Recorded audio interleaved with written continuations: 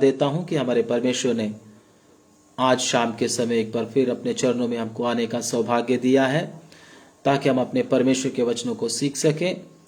आज शाम का समय हमारे लिए आवाज डबल डबल आ रही है। आवाज डबल डबल आ रही है। आज शाम का समय हमारे लिए महत्वपूर्ण है। हमारा परमेश्वर हमें क्या सिखाना चाहता है, हम परमेश्वर के सामने प्रार्थना की हालत में बैठें ताकि परमेश्वर का वचन हमको समझ में आए। तो आज का वचन मनन के लिए हम प्रभु के वचन में से हम देखेंगे प्रभु का वचन क्या कहता है हमारे लिए, हम क्या सीखेंगे प्रभु के वचन में से।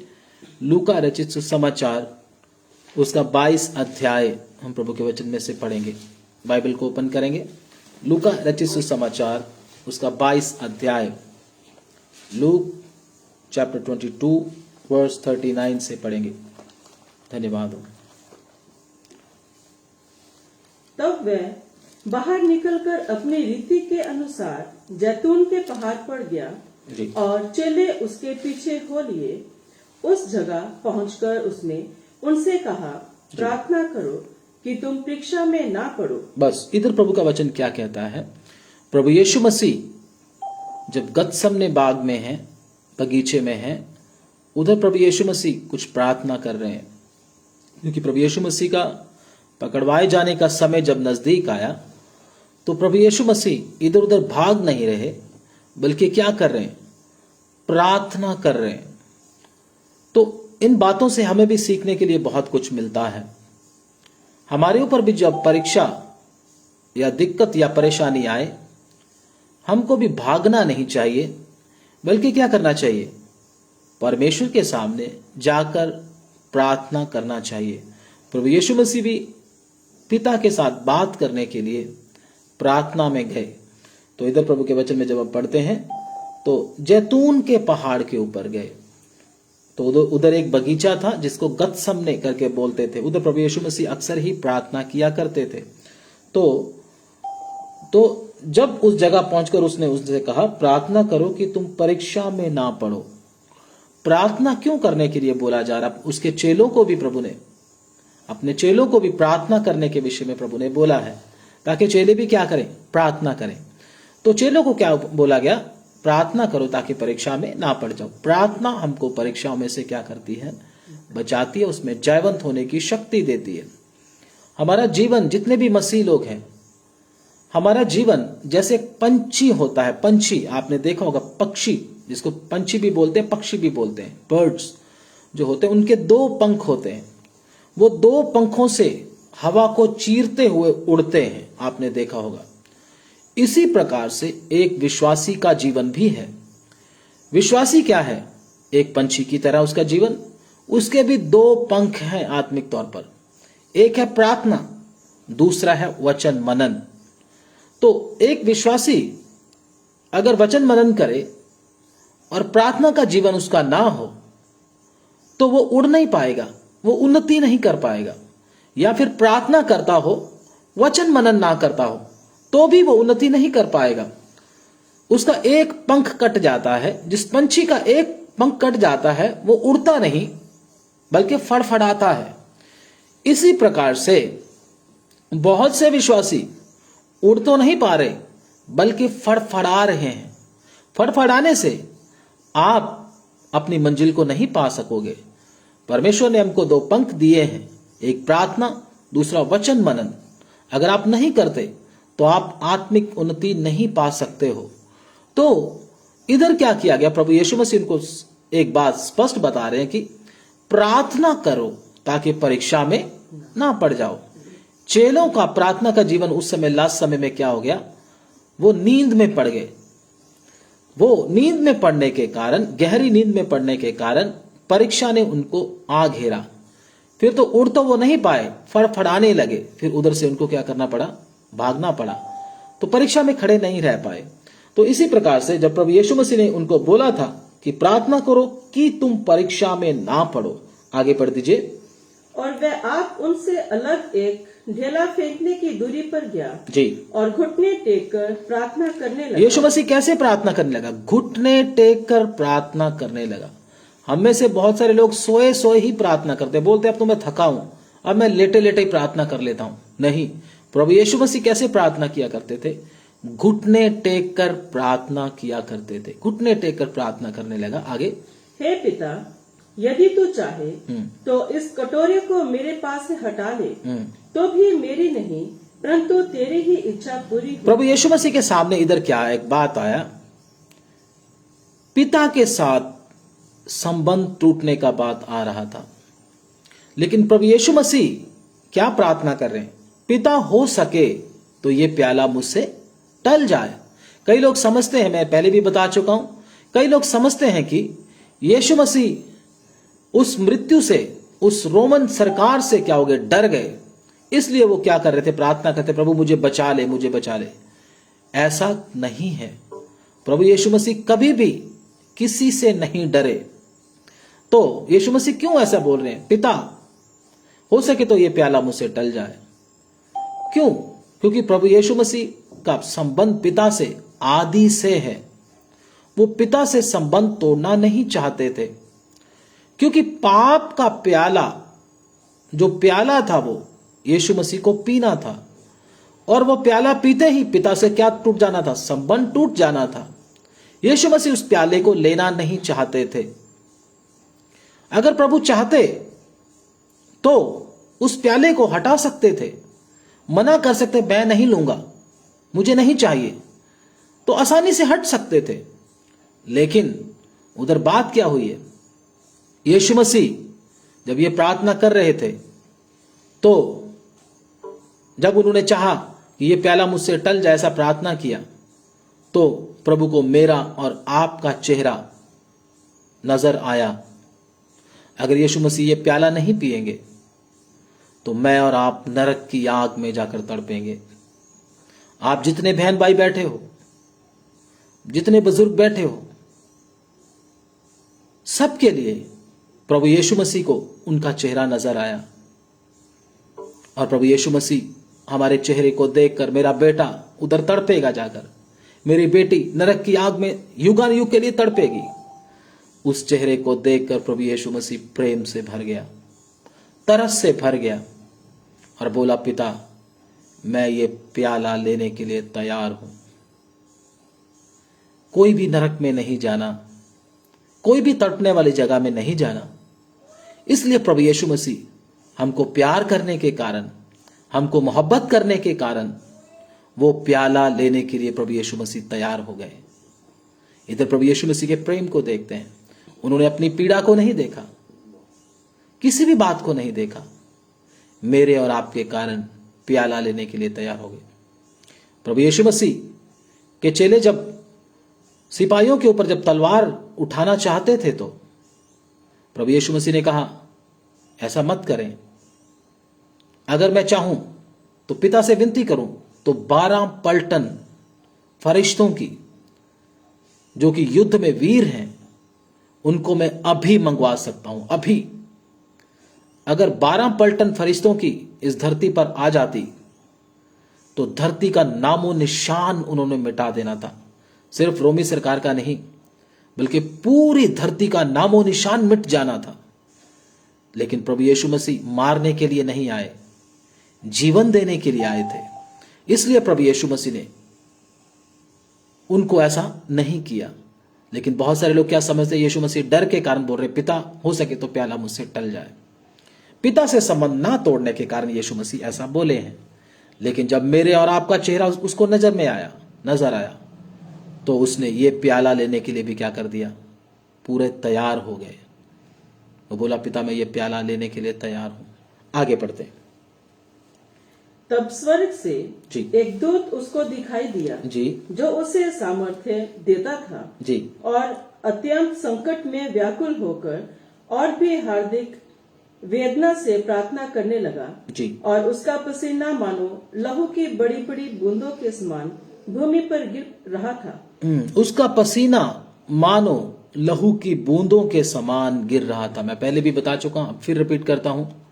जब किसी इंसान को बहुत वेदना होती है, बहुत दुख होता है, बहुत डिप्रेशन, चिंता में होता है, तो मेडिकल साइंस में यह बताया जाता है कि उसकी कैपिलरीज फट जाती हैं, उसमें से खून, पसीने के अंदर से खून आने लगता है। अंदर से जो छोटी छोटी आंतड़ियां नाड़ियां होती है वो फट जाती हैं। फटने के कारण खून जो होता है पसीने के थ्रू शरीर के बाहर आने लगता है। जब इंसान भारी वेदना में होता है, भारी दर्द में होता है, तो यीशु मसीह भी पिता के साथ संबंध टूट ना जाए इस कारण बहुत पीड़ा में थे, बहुत गहरे दुख में थे। लेकिन हम इंसानों को देखो, परमेश्वर के साथ संबंध हो चाहे ना हो, हमें कोई फर्क नहीं पड़ता। हम बोलते हैं मेरी इच्छा पूरी होनी चाहिए, मेरी बीमारी चंगी होनी चाहिए, मुझे नौकरी मिलनी चाहिए, मुझे घर मिलना चाहिए, मुझे गाड़ी मिलनी चाहिए, मेरा ये काम हो जाना चाहिए। हमें कोई दुख नहीं है प्रभु के साथ संबंध हो चाहे ना हो। हमें तो अपनी इच्छा की पड़ी हुई है, हमें तो अपनी शारीरिक लालसाओं की पड़ी हुई है। लेकिन प्रभु यीशु मसीह पिता से एक सेकंड भी दूर रहना नहीं चाहते थे। इस ऐसा संबंध था उनका पिता के साथ। प्रभु यीशु मसीह अपने इन घटनाओं के द्वारा हमको बताया है कि हमारा संबंध भी पिता के साथ कैसा होना चाहिए। हमें भी, हमारा मन भी चिंतित होना चाहिए, प्रभु आज तेरे से मैंने बात क्यों नहीं किया, आज प्रभु मैंने प्रार्थना क्यों नहीं किया, आज प्रभु मैंने वचन क्यों नहीं पढ़ा, आज प्रभु तेरी आवाज को मैंने क्यों नहीं सुना। ऐसा जब होता है हमारे साथ तो हमारा मन भी चिंतित होना चाहिए, लेकिन हमको कोई फर्क नहीं पड़ रहा। इसका मतलब क्या है? हम बाकी सब चीजें चाहते हैं, पिता से कोई संगति नहीं चाहते, हमको पिता से कुछ लेना देना ही नहीं है। लेकिन प्रभु यीशु मसीह का कितना गहरा संबंध पिता के साथ था। आगे पढ़ेंगे जल्दी से। तो वह प्रार्थना से उठा और अपने चेलों के पास आकर उन्हें उदासी के मारे सोता पाया और उनसे कहा, क्यों सोते हो? उठो, प्रार्थना करो कि परीक्षा में ना पड़ो। हाँ, जब लास्ट बार भी देखा, 3 बार बाइबल में लिखा है प्रभु के वचन में, लास्ट बार भी देखा तो चेलों को फिर भी सोते हुए पाया, गहरी नींद में थे। तो जब गहरी नींद में थे, जो प्रभु यीशु मसीह के कहे हुए वचन थे वो पूरे हो गए। क्या पूरा हो गया? चेले परीक्षा में फंस गए। कितने अपने आप को अच्छे विश्वासी समझते थे, ये भी बोलते थे हम तो सब कुछ छोड़ के तेरे पीछे निकल कर आ गए। और पतरस तो बोलता था मैं तो तेरे साथ साथ ही चलूंगा जिधर तू जाएगा। बहुत बड़ी बड़ी बातें किया करते थे, लेकिन प्रार्थना ना होने के कारण परीक्षा में फंस गए। सारा दलेरी उनके अंदर से चला गया और रोमी सिपाहियों को देखकर भाग खड़े हुए सबके सब। तो प्रभु के वचन में देखते हैं परीक्षा में फंस गए, यीशु को छोड़कर, अकेला छोड़कर भाग गए। तो हमारे साथ भी ऐसा हो सकता है। चाहे आप कितने भी पुराने विश्वासी हो, कितने भी पुराने सेवक हो, कितने भी बड़े प्रभु के दास हो, अगर आपका प्रार्थना का और वचन मनन का जीवन नहीं है तो आप मसीह जीवन में उड़ नहीं सकते। आप उधर ही रह जाओगे, फड़फड़ाते रहोगे। तो इसलिए मुझे और आपको इन वचनों में क्या सीखने को मिलता है? मुझे प्रार्थना और वचन मनन में आगे होना, दोनों पंखों के साथ उड़ना है, दोनों पंख काम करने हैं, तो आप निश्चय जयवंत हो पाएंगे। चेलों ने प्रार्थना करना छोड़ दिया, सोने को क्या दिया, ज्यादा महत्व दे दिया। सोने को ज्यादा महत्व देने के कारण परीक्षा में फंस गए, प्रभु यीशु मसीह से दूर हट गए। किस प्रकार से प्रभु के वचन में देखते हैं। तो ये हमारे साथ भी हो सकता है, लेकिन हमने जागृत रहना है। तो इधर हम प्रभु के वचन में अगर देखें तो अगर कोई व्यक्ति, मैं आपको एक उदाहरण देता हूं, अगर कोई व्यक्ति, आप कोई काम कर रहे हैं, उधर से एक भारी ट्रक आया है, तो आप अपने काम में बड़े ध्यान से लगे हो, एक भारी ट्रक आकर आपको नीचे कुचलने वाला है। कुछ ही सेकंड में एक आदमी दौड़कर आता है और आपको धक्का देकर बचा लेता है, लेकिन खुद उस ट्रक के नीचे आता है और उसकी टांगे कट जाती हैं, दोनों टांगे कट जाती हैं। और जब दोनों टांगे कट जाती हैं, आप उसको देखते हो, दोनों टांगे कट गई, इस आदमी ने मुझे बचाने के लिए कितनी बड़ी कुर्बानी दे दी, दोनों टांगे कट गई। तो आप उसको ये बोल सकते हो कि भाई तेरी दोनों टांगे कट गई, तूने मुझे बचाने के लिए कितना बलिदान किया है, इसलिए मैं आपके बलिदान को कभी नहीं भूलूंगा। ठीक है, मैं चलता हूं, मैं कभी नहीं भूलूंगा। ऐसे बोलकर आप जा सकते हो, लेकिन आप एक काम और भी कर सकते हो। आप ये भी कह सकते हो, मेरे भाई आपकी टांगे कट गई मेरे कारण, अभी मैं जितनी भी देर जिंदा हूं मैं आपके लिए ही काम करूंगा। आप मुझे जब भी बुलाओगे, चाहे रात को बुलाओ चाहे दिन को बुलाओ, मैं आने के लिए तैयार हूं। मैं आपकी सेवा करूंगा क्योंकि आपने अपना सब कुछ मेरे लिए कुर्बान कर दिया है। तो आप ऐसा बोल सकते हो अगर आप एक सही व्यक्ति हो तो। लेकिन अगर आप एक ऐसे व्यक्ति हो जो कि सिर्फ अपनी ही भलाई चाहता है और थैंक यू बोलकर, धन्यवाद भाई बोलकर आप बड़े मजे से जा भी सकते हो। आज दो तरह के विश्वासी हैं जो सिर्फ यही बोलते, प्रभु यीशु मसीह थैंक यू जीसस, आपने मेरे लिए जान दे दी, बस मैं तेरा धन्यवाद करता हूं, इतना ही काफी। लेकिन कुछ लोग ऐसे भी हैं जो लोग क्या कहते हैं, प्रभु के वचन में उस वचन को पढ़ेंगे, 2 कुरिन्थी उसका 5 अध्याय उसका 15 वचन। हालेलुया। 2 कुरिन्थी उसका 5 अध्याय उसका 15 वचन। और वह इस निमित्त सबके लिए मरा कि जो जीवित हैं वे आगे को अपने लिए ना जिए, परंतु उसके लिए जो उनके लिए मरा और फिर जी उठा। यीशु मसीह इसलिए नहीं मरा कि हम उसको थैंक यू बोलते रहे, thank you Jesus, thank you Jesus, प्रभु तेरा धन्यवाद, तू मेरे लिए मर गया, इसलिए नहीं मरा यीशु मसीह। यीशु मसीह इसलिए मरा ताकि हम आगे को किस लिए जिए, किसके लिए जिए, जो हमारे लिए मर गया उसके लिए जिए। यीशु मसीह का मरने का कारण ही यही था कि मैं और आप अपने लिए अब ना जिए। लेकिन अभी भी बहुत सारे विश्वासी, बहुत सारे भाई लोग मसीह में आकर भी अपने लिए ही जीते हैं। मैं अपने लिए जीऊंगा, अपने लिए कमाऊंगा, अपने लिए खाऊंगा, एक बहुत बड़ा आदमी बनूंगा, बाहर चला जाऊंगा, ये कर लूंगा, वो बना लूंगा, ये बना लूंगा, वो बना लूंगा, बस ये बातें हैं।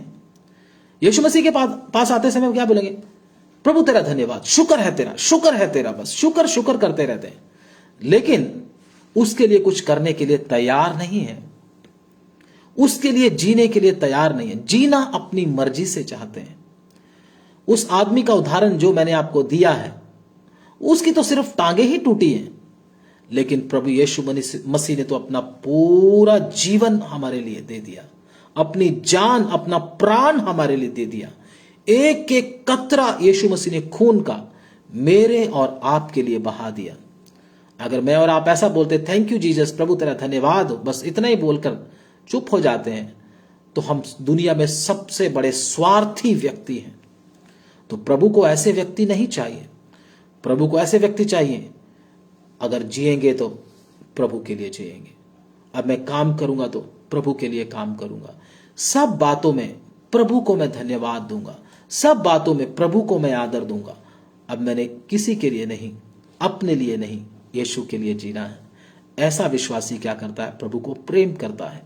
मैं और आप अपने आप को आज जांच कर और परख कर देखें, क्या मैं अपने लिए जी रहा हूं या प्रभु के लिए जी रहा हूं। प्रभु के लिए अगर आप जिएंगे तो आपके अंदर दलेरी होगा, लेकिन अगर अपने लिए आप जीते हैं, आप डरपोक होंगे, एक नंबर के डरते रहेंगे, थरथराते रहेंगे। किससे? शैतान से भी, और इस जमाने से भी डर लगेगा आपको, संसार से डर लगेगा आपको, सरकार से डर लगेगा आपको, लोगों से डर लगेगा आपको। आप आसपास के माहौल को देखकर थरथराते रहेंगे। क्यों? क्योंकि आप अपने लिए जी रहे हैं।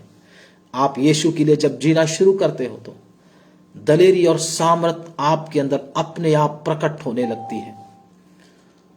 अगर आप ऐसा करेंगे तो परमेश्वर से अवश्य दलेरी पाएंगे और परमेश्वर की सामर्थ आपके हृदय में कार्य करेगी और आप एक अलग मनुष्य लोगों को दिखाई देंगे और अभिषिक्त होंगे, और आपका अभिषेक दूसरों के ऊपर भी प्रकट होगा।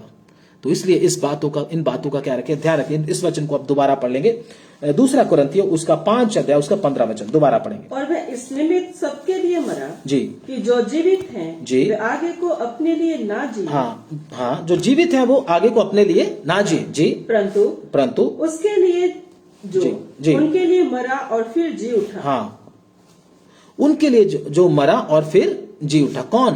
प्रभु यीशु मसीह। तो यीशु मसीह ने अपने लहू के द्वारा क्या किया है? हमको आजाद किया है। यीशु मसीह के लहू से बहाने से हमारा छुटकारा हुआ है पाप से।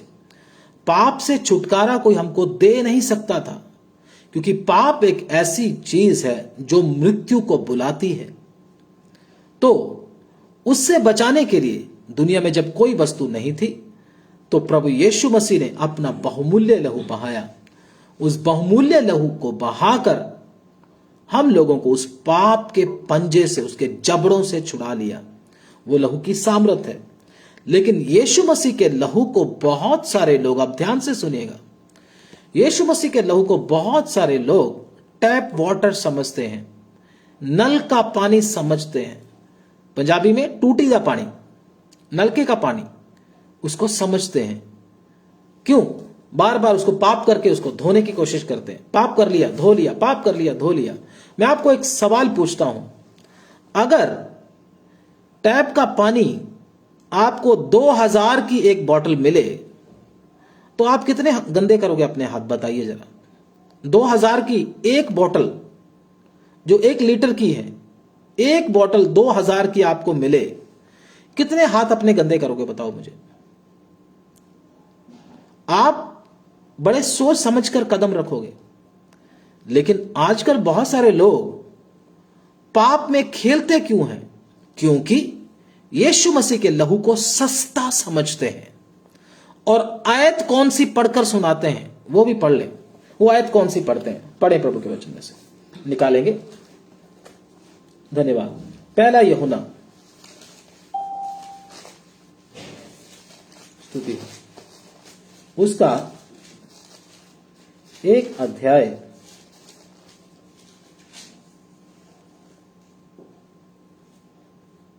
और उसका पढ़े,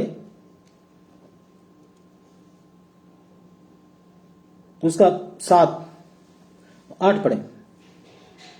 यदि 7 पढ़ ले, 7। हाँ पर यदि जैसा वह ज्योति में है जी, वैसे ही हम भी ज्योति में चले, तो एक दूसरे से सहभागिता रखते हैं। और उसके पुत्र यीशु का लहू हमें सब पापों से शुद्ध करता है। हाँ, उसका यीशु मसीह का लहू हमको सब पापों से धोकर क्या करता है? शुद्ध करता है। लिखा है प्रभु के वचन में, यही वचन पढ़कर सुनाते हैं। लिखा है, आप पाप करते रहो, यीशु मसीह का लहू आपको धोता रहेगा। मैं बोलता हूं, आप लोगों को क्या दे रहे हैं? पाप करने की आजादी दे रहे हैं। और यीशु मसीह के लहू का आपने मजाक बनाकर रखा हुआ है। बहुत सारे लोग यीशु मसीह के लहू को, मैं दोबारा फिर बोलता हूं, टैप वाटर की तरह समझते हैं। टैप वाटर है, जब मर्जी खोलो और लगाओ और साफ हो जाओ, बस जैसे मर्जी गंदे होते रहो, जो कि बहुत गलत है। पुराने नियम में भी यही था। पुराने नियम में क्या था? लोग क्या करते थे, जब पाप करते थे तो सर्वशक्तिमान परमेश्वर के सामने क्या लेकर जाते थे? एक बछड़ा या कोई भेड़ का बच्चा, बकरी का बच्चा लेकर जाते थे, जिसके द्वारा पाप क्या हो जाते थे? ढांके जाते थे, ढप जाते थे। तो बार बार ऐसा करते थे। और याजक भी इतने करप्ट हो चुके थे, अब ध्यान से सुनना, याजक भी इतने करप्ट हो चुके थे कि सोचते थे कब कोई पाप करेगा तो हमारे लिए खाने को कोई सामान आए।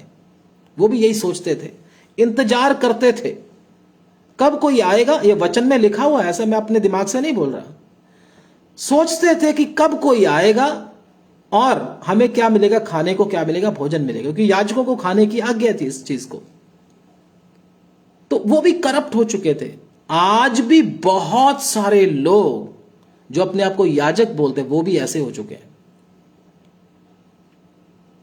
लोगों को डराकर धमकाकर अपने अधीन करके रखा हुआ बहुत सारे लोगों को, और उनको पाप में डाल रहे हैं। बोल क्या क्या क्या बोल रहे हैं? यीशु मसीह का लहू सब पापों से आपको धो देगा, आप चिंता करने की आपको जरूरत नहीं। ये तो दूसरे जो पास्टर लोग हैं वो आपको ऐसे डराते रहते हैं, ऐसा कुछ नहीं होता। यीशु मसीह का लहू आपको धो देगा। उन्होंने भी क्या कर दिया? यीशु मसीह के लहू का मजाक बना दिया और खुल्लम खुल्ला यीशु मसीह के लहू का तमाशा बनाते हैं। इसलिए प्रभु यीशु मसीह के लहू को इतना सस्ता ना समझे, कि जो इतना सस्ता हो गया कि जब भी आप पाप करें फिर उसको लगा लें, जब भी आप पाप करें फिर उसको लगा लें।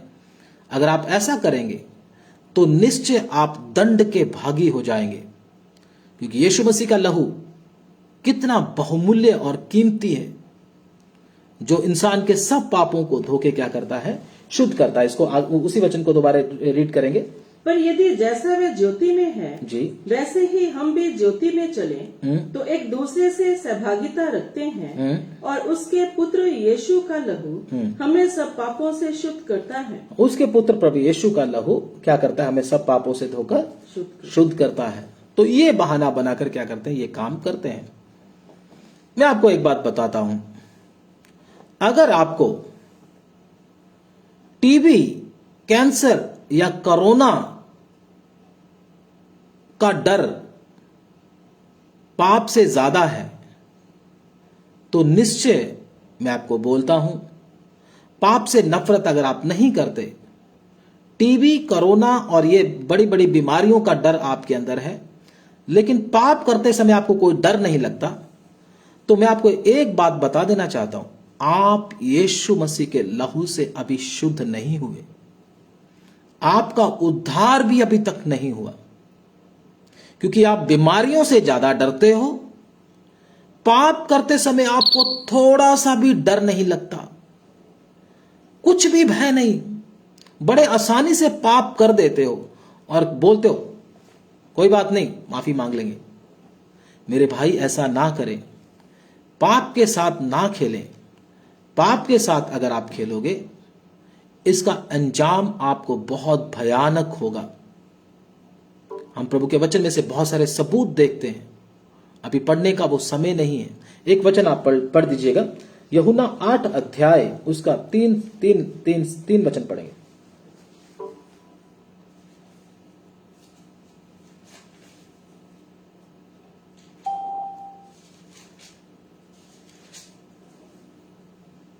जी, पढ़ दीजिए। तब शास्त्री और फरीसी एक स्त्री को लाए जो व्यभिचार में पकड़ी गई थी जी, और उसको बीच में खड़ा करके यीशु से कहा, हे गुरु, ये स्त्री व्यभिचार करते पकड़ी गई है। जी, व्यवस्था में मूसा ने हमें आज्ञा दी है कि ऐसी स्त्रियों पर पथराव करें, अतः तू इस स्त्री के विषय में क्या कहता है? यीशु मसीह इधर क्या है, प्रभु यीशु मसीह के सामने एक स्त्री को लेकर आए थे। आपको मालूम है, पाप से ग्रस्त थी वो, उसने क्या किया था, व्यभिचार किया था। फरीसी लोग यीशु मसीह के सामने लेकर आए, लेकिन यीशु मसीह ने क्या किया, जब उस स्त्री ने प्रभु यीशु मसीह के सामने उस गलती को माना, प्रभु यीशु मसीह ने उससे पूछा, बहुत सी बातें की होगी, सब बातें बाइबल में नहीं लिखी, तो यीशु मसीह ने उसको उस मृत्यु से क्या किया, बचाया।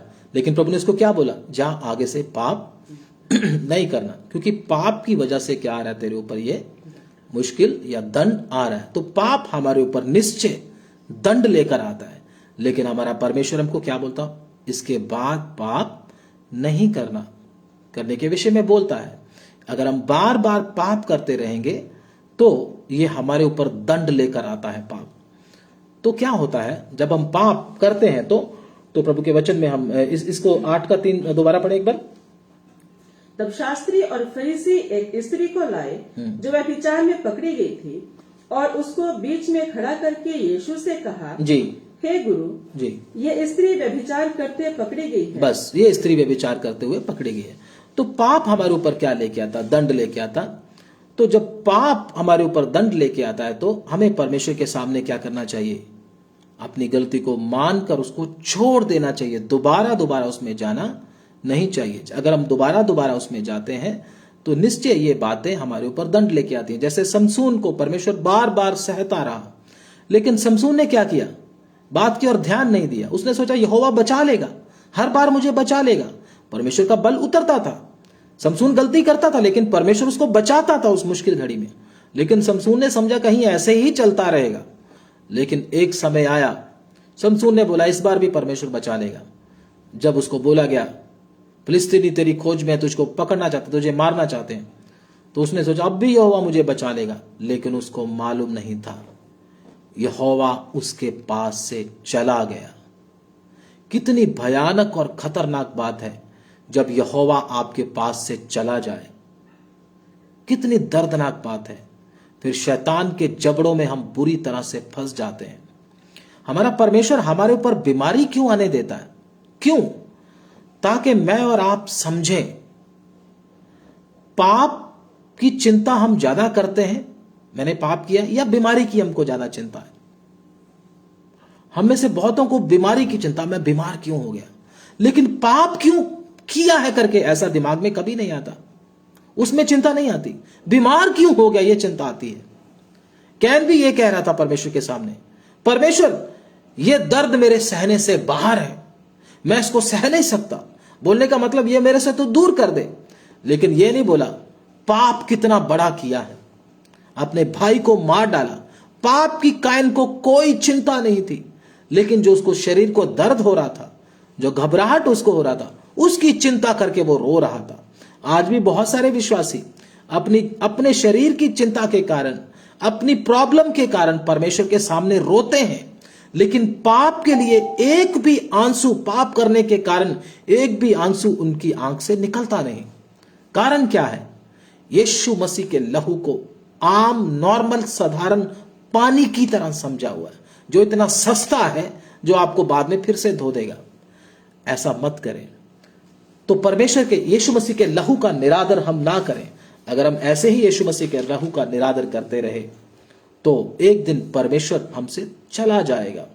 तो प्रभु के वचन में जब हम एक वचन पढ़ते हैं, तो जब हम प्रभु यीशु मसीह के पास आ ही गए तो हमारे जीवन में क्या होता है? एक बदलावट आता है। लेकिन अगर हमको पाप से डर नहीं है, नफरत नहीं है, पाप को आसानी से करते हैं, इसका मतलब हमारा अभी तक उद्धार नहीं हुआ है। लेकिन जो मसीह में आ जाता है, हम पढ़ेंगे प्रभु के वचन में से 2 कुरिन्थी उसका 5 अध्याय उसका 17 वचन, 2 कुरिन्थी 5 का 17। इसलिए यदि कोई मसीह में है तो वह नई सृष्टि है, पुरानी बातें बीत गई हैं, देखो सब बातें नई हो गई हैं। जो मसीह में है वो क्या है? नई सृष्टि है, देखो पुरानी बातें बीत गई। अगर हम प्रभु के वचन में से एक वचन पढ़ते हैं, तो वो पढ़ेंगे नहीं, मैं आपको ऐसे ही बताता हूं। नूह के समय में जब परमेश्वर का दास नूह लगभग 120 साल प्रचार किया कि लोगों, परमेश्वर इस धरती को नाश करने वाला है, परमेश्वर एक फ्लड लेकर आएगा, एक प्रलय लेकर आएगा जिससे सारी दुनिया नष्ट हो जाएगी, तुम अपने अपने पापों को अंगीकार करो, उसको मानो और छोड़ दो। तो नूहा प्रचार करता रहा, 120 साल प्रचार किया, नूहा के पास कोई भी विश्वासी नहीं आया। अगर हम प्रभु के वचन के अनुसार देखें, अगर हम अपने हिसाब से देखें, तो नूह एक असफल प्रचारक था। अगर हम देखें तो असफल, वो अपने परिवार को बड़ी मुश्किल से बचा पाया था। उसके प्रचार की और किसी ने ध्यान नहीं दिया। 120 साल की सख्त मेहनत उसने की, लेकिन उसके प्रचार की ओर ध्यान नहीं दिया। कोई विश्वासी नहीं बना, कोई प्रभु के पास नहीं आया। लेकिन परमेश्वर नूह की सेवा को देख रहा था। नूह बड़े सच्चे मन के साथ, जो परमेश्वर ने उसको दिया था, अपनी सेवा को पूरा कर रहा था। अगर आपकी भी सुनकर कोई नहीं आता तो चिंता करने की जरूरत नहीं। आप अपनी सेवा को पूरा करें, आप अपनी सेवा को पूरा करें, परमेश्वर उसका इनाम आपको अवश्य देगा। लोग कुछ भी बोले, चिंता ना करें, आपका परमेश्वर आपके साथ वफादार है। तो नूहा ने जब यह प्रचार किया, तो आप सब जानते हैं किस प्रकार से प्रचार करने के बाद फ्लड आया। परमेश्वर फिर भी इंतजार करता रहा और बाद में परमेश्वर ने खुद दरवाजा बंद कर दिया। और फ्लड खत्म होने के बाद सब कुछ क्या हो गया? नया हो गया। जब नूह का परिवार बाहर निकला, कोई पापी नहीं है उधर, कोई गलत इंसान नहीं है, कोई व्यभिचार नहीं कर रहा, पुराने दोस्त खत्म हो गए, पुराने नाते खत्म हो गए, पुरानी बातें खत्म हो गई, सब नया नया नया हो गया। तो नूह ने जहाज से निकलकर एक नए जीवन का शुरुआत किया। हम प्रभु के वचन में देखते हैं, तो प्रभु का धन्यवाद किया, परमेश्वर के सामने उसने बलिदान चढ़ाए और प्रभु की स्तुति की। तो क्योंकि पुराना सब कुछ क्या हो चुका था? खत्म हो चुका था। नूह का किश्ती में से बाहर निकलना भी उद्धार पाए हुए एक व्यक्ति के विषय में बताता, जो कि सब कुछ नया हो चुका था। तो इस प्रकार से अगर आपका नया नहीं हुआ, अभी भी पुराने दोस्त, वही यारी दोस्ती चल रही है, वही क्या चल रहा है, पैग शैग चल रहे हैं, वही पार्टियां चल रही हैं, वही सब कुछ चैटिंग चल रही है, वही सब उल्टा सीधा चल रहा है, तो कहां से आप एक उद्धार पाए हुए व्यक्ति हो, मुझे बताओ कहां से?